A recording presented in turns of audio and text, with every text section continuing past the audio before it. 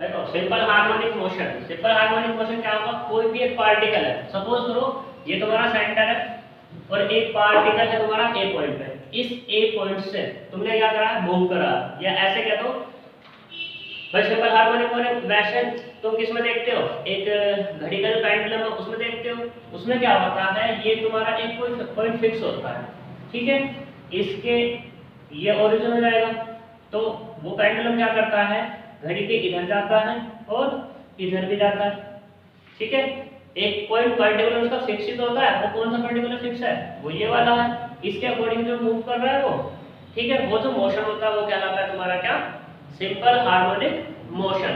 अब बात करते हैं यहाँ पे स्ट्रेट लाइन में। स्ट्रेट लाइन में क्या होगा, एक हमारा ओरिजिन फिक्स होगा, उसके इधर उधर जो मूव करेगा वो क्या कहलाएगा हमारा, सिंपल हार्मोनिक मोशन कहलाएगा, ठीक है। इसमें एक्सीलरेशन क्या होगा, डायरेक्शन के प्रोपोर्शनल होता है, एक्सीलरेशन होगा तुम्हारा यहाँ पर, ठीक।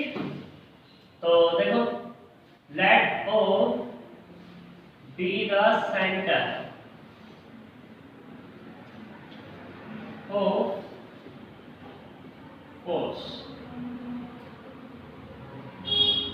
taken as origin। By definition तो अपने आप लिख लेना इसकी सिंपल हार्मोनिक मोशन की, ठीक है ना। Origin suppose the particle start from rest, start from rest, from the point A where OA equals to कितना है, A and O A dash बराबर कितना है, ओ ए बराबर ए, ओ ए डैश बराबर minus A and O P equals to X. तो ये जो है मेरे पास, ये तो है मेरा कितना ए, और ये वाला कितना है, ये वाला माइनस ए डैश, एक पॉइंट है हमारे पास कितना, ये वाला पी है, तो इसकी डिस्टेंस कितनी है हमारी एक्स, ओ पी, ठीक है। जब एट पॉइंट ए पे है वो, तो यहाँ पे वैल्यू सभी क्या रही होगी, v बराबर 0, t बराबर कितना वो 0 और x बराबर कितना वो a। जब यहाँ से मूव कराएंगे उसको तो तभी तो जाएगा वो a डैश पर, ठीक है। तो उस केस में द इक्वेशन ऑफ मोशन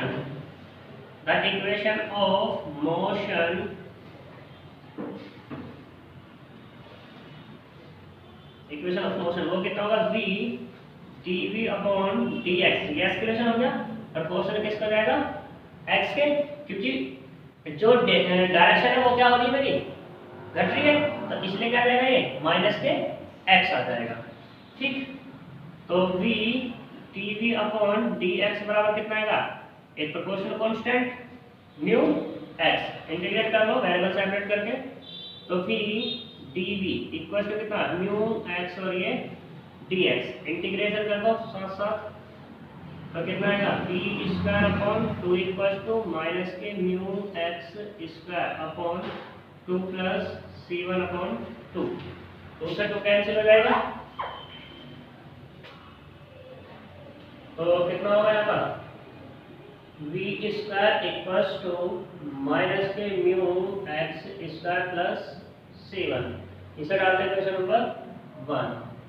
फिर से वही केस एट पॉइंट ए पे बात करते हैं, पहले एट पॉइंट ए पे x बराबर कितना है a एंड v बराबर कितना होगा पर 0। यहाँ तक कोई दिक्कत है, यूज करो, यूजिंग इन इसमें इक्वेशन 1 में, जब 1 में यूज करेंगे इसमें, तो 0 equals to minus k mu a square plus c1, तो यहाँ से c1 बराबर कितना होगा म्यू a स्क्वायर, कितना होगा म्यू a स्क्वायर, तो यूज करो, यूजिंग इन इक्वेशन किसमें 1 में, जब 1 में यूज करेंगे तो यहाँ से कितना मिलेगा v square equals to minus k mu x square plus mu a square, ठीक है। तो यहाँ से कितना v equals to plus minus square root of mu a square minus के x स्क्वायर। v की वैल्यू कितनी होगी dx over dt equals to minus k root mu into में square root of a square minus के x square.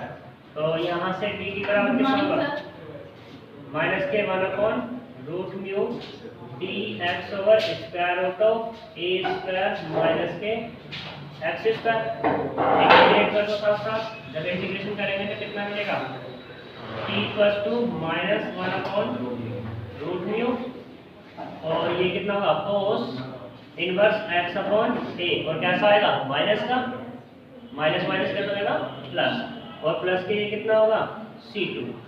ठीक, इसे डालते हैं क्वेश्चन नंबर 2। अब बात करते हैं at point A. At point A पे t बराबर कितना है 0 और x बराबर कितना है a। यूज करना जरा, यूजिंग इन इक्वेशन 2। जब 2 में यूज करेंगे तो कितना होगा 0 1 upon root mu cos inverse a upon a और प्लस के c2। तो यहाँ से जब इसको सिंप्लीफाई करेंगे तो c2 बराबर कितना निकलेगा 0। यूज करना यूजिंग इन इक्वेशन किसमें 2 में।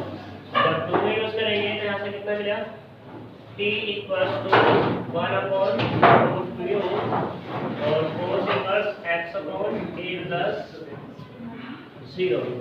तो यहाँ पर t बराबर 1 upon root mu cos inverse x upon a। ये क्या आया मेरा अभी तो टाइम आया। ठीक है, अभी क्या मिला मुझे टाइम। यहाँ तक बताओ किसी को कोई दिक्कत हो है या नहीं है।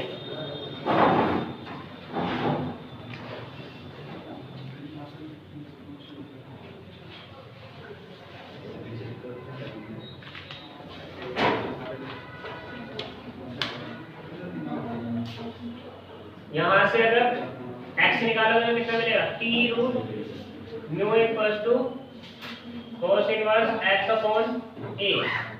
तो cos root mu into t बराबर कितना होगा x अपॉन a।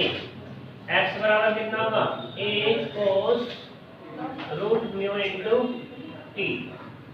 ये क्या जाएगी पार्टिकल की पोजीशन हो जाएगी। ठीक है, x इक्वल्स टू p। यहाँ तक कोई दिक्कत है किसी को नहीं? कॉपी कर लो।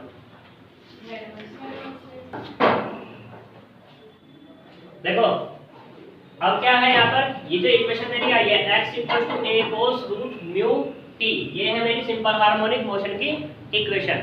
ठीक, अब बात करते हैं कि जो पार्टिकल है यहाँ से चला वो, अब वो क्या हुआ किस पॉइंट पे पहुंच गया वो o पॉइंट पे पहुंच गया। तो o पॉइंट पे जब वो गया तो उसकी वेलोसिटी कितनी होगी v नॉट, यानी कि v बराबर क्या हो गया यहाँ पर जो v बराबर हो गया v नॉट हो गया और x बराबर कितना हो गया 0।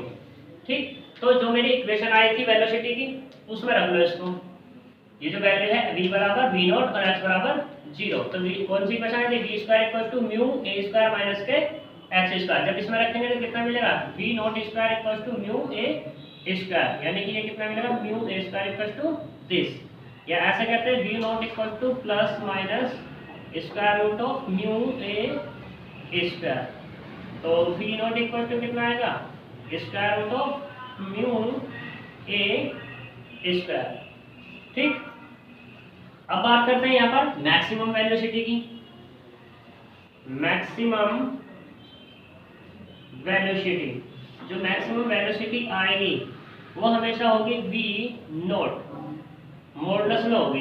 तो मॉडुलस के square root of mu a square, मतलब कितना आ जाएगा यहाँ से v naught maximum equals to a root mu. ठीक, अगर मैक्सिमम वेलोसिटी की बात करूं तो मैक्सिमम वेलोसिटी हमेशा तुम्हारी क्या आएगी ये आएगी निकल। ठीक, अब बात करते हैं t टाइम की। तो लिख लो let the particle let the particle take time t1 from A to O, then at point at point O पे बात करते हैं। तो at point O पे जो होगा t बराबर कितना हो गया ये तुम्हारा t1 एंड x बराबर कितना हो जाएगा 0। तो यूज करना यूजिंग इन इक्वेशन, कौन सी आई तुम्हारी इक्वेशन ये वाली, कोई नाम डाला इसको अभी तक, कौन सी इक्वेशन है ये third, using in equation third, जो वैल्यू है उस थर्ड में यूज कर लो तो कितना मिलेगा तुम्हें t1 1 upon root mu into में cos इनवर्स 0। तो यहाँ से t1 1 upon root mu cos inverse 0 मतलब कितना पाई बाई 2। तो ये कितना मिल गया तुम्हें t1 pi upon 2 root mu मिल गया। ये तुम्हारा टाइम हो गया, ठीक है, ए से ओ तक जाने का। अब टोटल टाइम की बात करूंगा करना, टोटल टाइम पीरियड वो कितना होगा तुम्हारा, वो हो जाएगा t1 इंटू में 4 इंटू 4 या 4 इंटू t1 क्या तो इसको जो डिनोट करते हैं वो t से डिनोट करते हैं, 4 इंटू में पाई अपॉन 2 रूट म्यू। तो यहाँ से जो निकलेगा t 2 pi upon root mu निकल गया, ठीक है।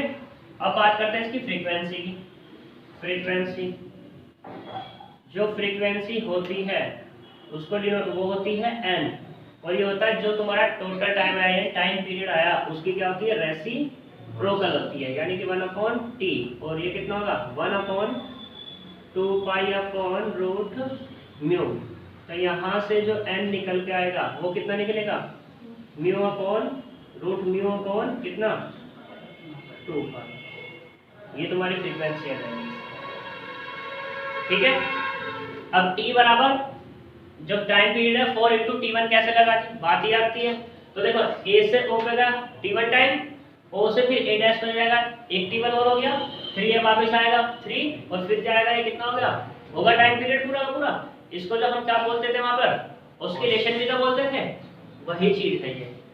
यहाँ तक कोई दिक्कत किसी को नहीं, कॉपी कर लो अगर हो तो बता देना।